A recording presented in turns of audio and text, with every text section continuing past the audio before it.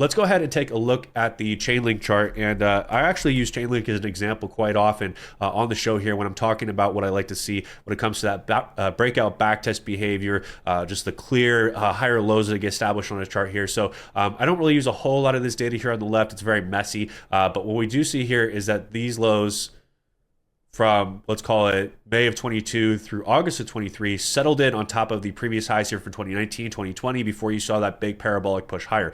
In fact, when you saw the parabolic push, you created an imbalance or a fair value gap there, and it took from that breakout candle 680 days for it to be resatiated. Spent a long time in this boring sideways compression structure. Everyone hated it, right? Boo, Chainlink sucks, just like Polkadot right now. I think a lot of people are counting Polkadot out because it's just been super sideways, really just banging on those lows. But you see this breakout, you saw the backtest in there, beautiful backtest over here in July. You created some higher lows here again in April. Again, when we look though, when we see the opportunity here on Chainlink, we go swing high, swing low.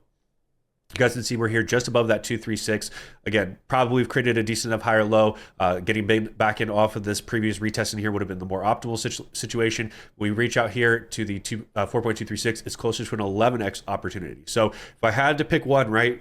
Apples to apples, both good quality projects, two very different verticals though, right? Chainlink and HBAR are not competing in the same vertical. Chainlink has a better ROI in this particular situation and is much further back in its retracement area. Now, neither of these have imbalances at higher levels. Those have both been satiated, right? I'm not watching for those imbalances to be filled anymore. So it really comes down to what's in my portfolio?